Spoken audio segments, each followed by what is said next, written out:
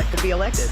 So it's very important for everybody to get out and vote for the person that's going to protect our rights, the rights of our children, gay and transgendered family members. Of course, I'm going to vote Democrat to protect, women and citizens of the United States. So, yeah. How did you feel about the change in candidates so late in the? Yeah, I think it was the right thing to do. President Biden has done his best, and I think he was very patriotic, actually, to step aside. So I think it was the right thing to do. Where would Kamala Harris have fallen in your list of people you would have liked to have seen on top of the ballot? Probably near the top. Probably near the top. Like her policies.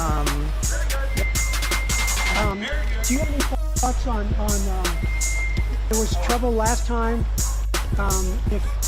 If some people have suggested that they won't accept the results if it's not. Do you have any thoughts on what might happen? Let's hope there's not a repeat of anything like last time. I would hope there would be no violence. I hope they would just accept the facts as they are. Unlike some of them, they're still protesting the last election, but I hope they will just accept facts as the votes come in, and just just accept it as it comes in, and trust that it's the truth as they are. What does your gut tell you will happen if things don't go a certain way? I think there will probably be some disruption.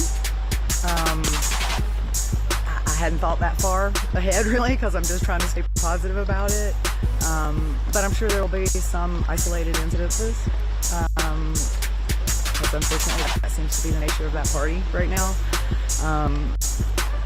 So yeah, hopefully it would just be a small scale thing, if at all. Yeah, no repeat of what happened 4 years ago in Washington. So. And when do you think we'll know the result?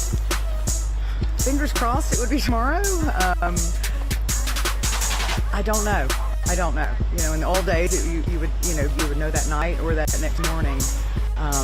But probably going to be some challenges, I would imagine, on some of these numbers. So a couple weeks, maybe. Where's your anxiety level on a scale of, how would you describe your anxiety level at this point? It's probably about 7 or 8. I was okay until today, until the time has come. And now the anxiety is building a little bit, just in anticipation of, getting the results. So probably about a 7 or 8 right now. Why'd you wait so long to vote? I just could not get to early voting. I tried a couple of times. The line was long. I would have to be, somewhere else at a meeting. I tried to early vote at least 3 times, and the timing just didn't work. So I usually do early voting, but it just didn't work out this year. So. Given what happened here in Buncombe County, Western North Carolina in general, how surprised are you that you were able to come out and vote, that there was going to be actually an infrastructure? I'm thrilled, especially, last month has shown, all the infrastructure is still, still being repaired. So I'm thrilled to be able to come out and vote. They had to combine a couple of voting things, I think. So there's 2 different ones combined here, and that's fine. So everybody does get to vote. So I'm just glad they made that happen. And how is your house and your family? We're fine. We had trees come down around us, but no damage to our house. Family members are fine, so we're thankful for that. So we're okay. Yeah. And can I get you to repeat your name again? Julie Blackwell. Julie Blackwell, regular spelling. Yes. Thank you. Sorry to keep you out. That's okay. If you need a business question again, because I kind of flubbed on that one. But okay, yeah, it's just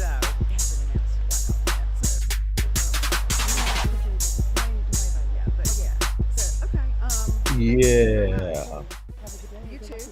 It's election day, y'all. Everybody get out there and vote. Do your thing. Vote. Get your representation. Get your word out. Yeah, this is a big election, and people have been waiting for this one for a moment. Um, yeah, all I can say is vote. Your vote counts. Um, if you pay taxes, you pay taxes a little bit out of every hour of your day that you earn money. If you pay taxes, and if you pay taxes, then you may as well take the time to vote because it's about your tax money, where it's going to go, what it can be used for. Um, yeah, everything from healthcare, housing, right, infrastructure, jobs, anything, industry, right, healthcare. Did I say that already? It could also be immigration, right? Get your word out there. Vote for the things you want. But my advice is don't let people make you believe that Democrats aren't worried about immigration. Also, that's phony.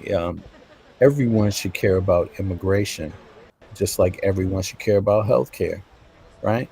How come everybody doesn't agree about universal healthcare? Why is that? That's a strange thing. Yet, you know. So I would say vote for both. Get your immigration, thing up to par, right? As Kamala Harris said, and get your health care. Get both. Get your elder care also. But get out there today and vote. I'm only here for a second, but I'll be back later on tonight for the watch party. I hope to see folks here who are free. If not, we catch up with you soon. All right, peace, y'all. Let me let this play a little bit.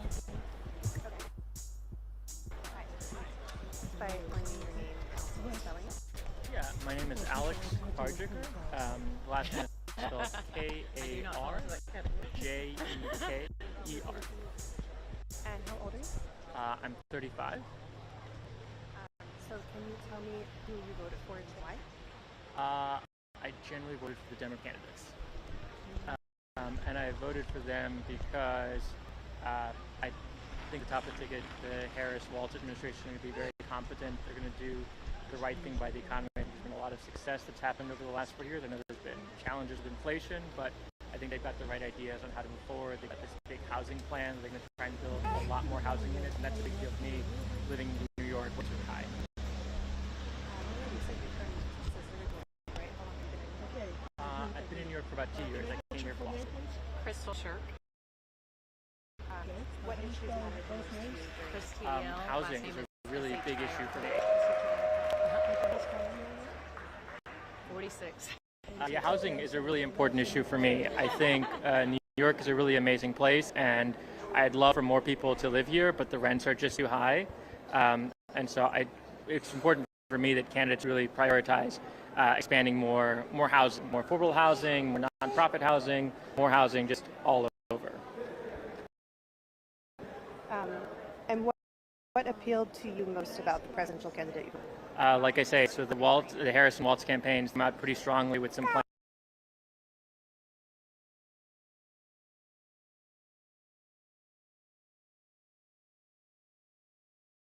Construction owners to build more units, helping localities remove red tape that's wasteful and doesn't really add anything. Things will be great, and would love to get the cost of rent down. The more people who are here in New York, I think it's what makes New York great, is all the different types of people who can afford to live here, but it's just too expensive. What in particular did you not like about the other presidential candidates? Yeah, they just seem to not be interested in housing in the way I am. They want neighborhoods to kind of just not build and to let rents just keep going up, and that just doesn't work for me. The rent is just too high, and the other candidates didn't have much to say about that, or they didn't care, or I don't know, but they didn't seem to prioritize them, like cost of living issues and bringing rent down. Rent is high. Okay. I meant is she doing her favorite? Okay. She's okay, right? Yeah, she's okay. Do you feel anxiety during this campaign, or have you felt anxiety? Do you still feel it now, and why? Yeah, I think it's general. I think yes, I did feel anxiety. I think there's things can get really polarized, and we can't really oftentimes talk about the real issues. and so that's kind of frustrating. And so anytime there's like a big change, it could happen where we're sort of everyone's kind of in their corner. That's a little anxiety provoking. So yeah. What issue do you feel will have the greatest impact on this election, and why? Yeah, I don't know about what everybody else is thinking about, but I'm really into the housing thing, and I really want rents to come down. And I think if we did that, so many other things could get so much better. And is there an issue other than housing that you feel the winning candidates or the candidate that you voted for will accomplish the most if they're elected? Yeah, I'm more heartened by the Harris and Walz campaign for their plans on lowering the cost of pharmaceutical drugs. Like they lowered the cost of insurance in the Biden administration. That was really good. I think that the federal government needs to really be negotiating the cost of drugs to come down and making sure that everybody has access to affordable health care. And the cost of drugs is really a big one. I remember that there was something in the Obamacare thing where they just sort of avoided the cost of drugs, and I think it's time we really dealt with those challenges.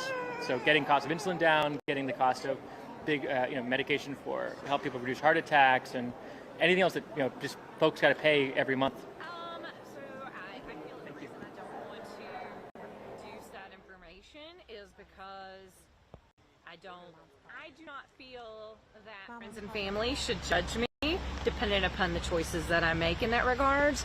And I have enough friends and family that are going to vote on both ends of the spectrum that I think that they will, that I feel like people are too judgmental on that policy or on that. And I don't want to be a decision maker or a person who makes somebody else fall or be upset because of me. What's your overall feeling about where we are as a country? Oh gosh. Overall, I think we're too polarized. I think this hurricane has brought a lot of people together in our community, and I would love to see it stay that way. As a country, I feel like the last 4 years have been really bad. Last 4 years have been. So I am hoping for the next 4 years to be much better and better decisions to be made on all accounts. Speaking of the hurricane, how is your house? How is your family? My house is great. My immediate house. My family, my parents, and one of my sisters live out in Fairview, and they had a lot of flooding damage. My sister probably is looking at losing her home. She can't live there right now and probably will not be able to go back to it. And my parents have had a lot of work done, a lot of people coming in and volunteering their time and have been able to help save their home to where they can continue to live there. There's been a lot of work out there. It's very devastating for them. And my other sister lived in Waynesville, and she was high enough up to where she didn't have to worry directly due to it. So a little bit of 50-50 on that. A lot of stress in regards to where I grew up. But yeah, so that's kind of how that's been. But I was able to join in with a lot of town things here in Black Mountain and helping out my husband and I. We saw a lot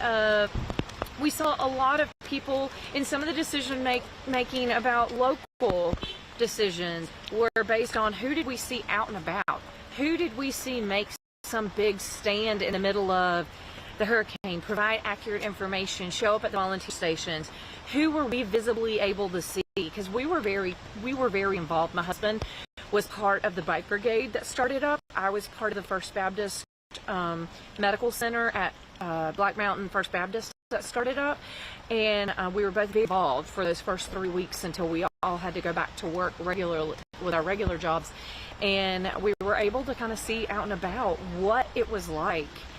Firsthand, I volunteered over at Ingalls several times, so I was able to see what people were coming in and asking for. I was able to see firsthand the damage that people were experiencing physically. We were an integral part of helping get the Swannanoa Clinic started and being able to see what they had going on as well. I do believe the town had a lot of good organization in regards of getting things started, but a lot of the townspeople were the ones that came in and volunteered and took under their tree of organization and said, throw me where can we, this is what I can provide for you, and we're able to jump in and help the town. So I think it was a mix of organization from the get-go, having a town and incorporated town, and then being able to have people that just wanted to. All right, so they're just covering people out voting today. That's AP News in Milwaukee, North Carolina, Brooklyn, New York, and West Palm Beach, Florida. Yeah, but let me just hop over here for a second, and I want to see. There was a warning that went out in Pennsylvania from the DA, I think. Or was it the DA? Yeah, the DA talking about voter. They're expecting some kind of hassle. So yeah, but everybody knew this is what would go on. You know, people will try to undermine the elections. It's a no-brainer at this point. We know Trump will not admit defeat, even if he is defeated. So, and neither will his MAGA group.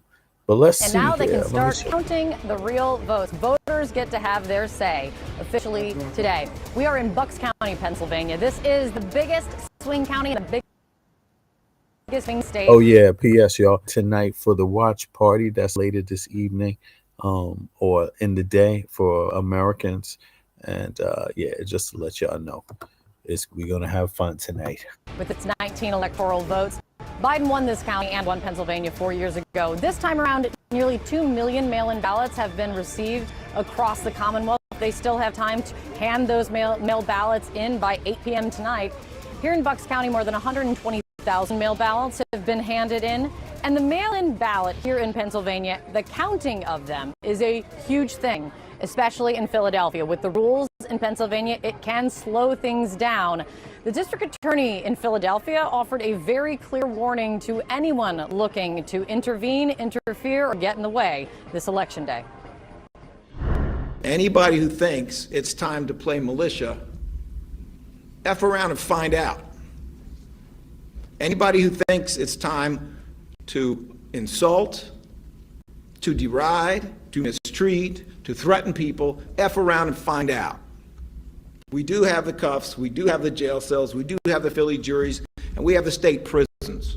If you're going to try to bully people, bully votes or voters, you're going to try to erase votes, you're going to try any of that nonsense, not playing. F around and find out.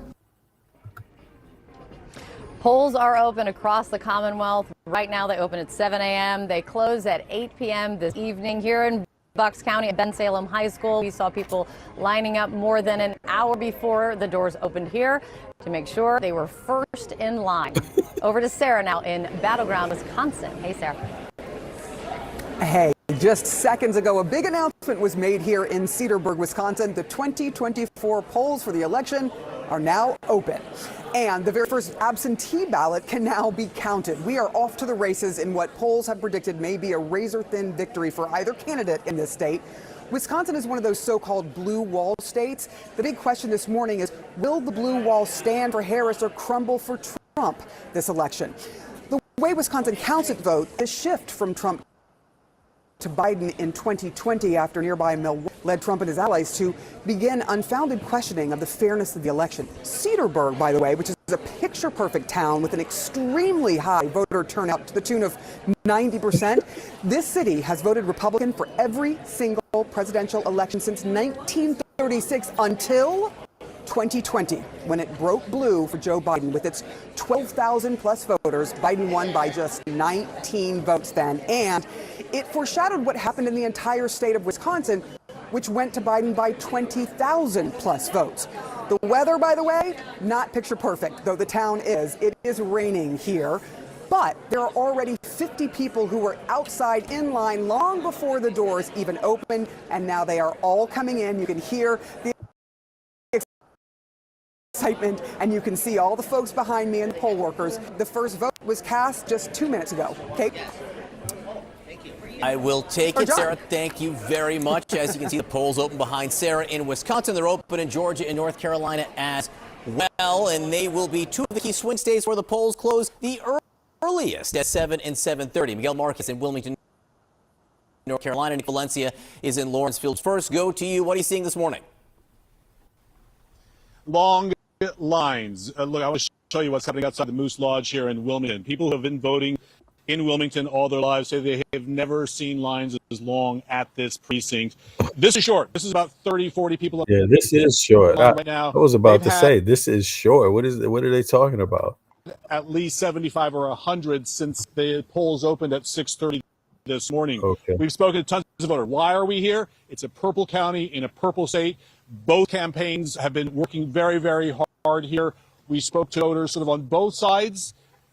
All of them say at the end of the day, they just hope the country is a little closer to normal.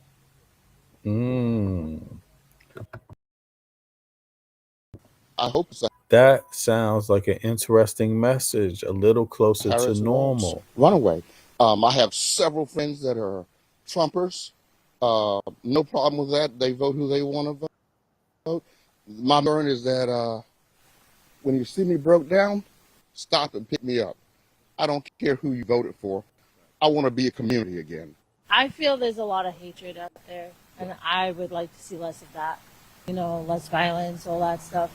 It'd be nice if people would learn to, like, speak their mind, but also respect other people's opinions. Wow. So we're going to see how it goes, folks. Of course, I already casted my ballot. That was like 3 weeks ago, and I did that electronically from overseas. So, and I casted my vote for Kamala Harris and Tim Walz. So, yeah, I'm with the Democratic Party platform. Now, everything in the platform is not something that I might directly or something that I may even think I need or want for myself, but it doesn't have to be, because there are things in it that I want. So if somebody else gets something that they want for themselves, I'm not bothered by that. I think the Democratic tent is a wide tent, so it's a lot of different people coming, you know, with particular issues, you know, under that tent. So there is some differences and things like that because it's a broad tent. But then again, that's what the party is about. People generally agree on the main things, you know, housing, fair wages, union jobs, you know, education, health care is big. And regardless of, people can call it abortion, but it's really a part of health care. A woman shouldn't have to die to, you know, give birth to a dead fetus, you know, or something like that. Excuse my language. Or the many examples that could come out of that. So yeah. But all right, folks, I'll catch y'all later on tonight at the Watch Party. It's in the chat. Bless.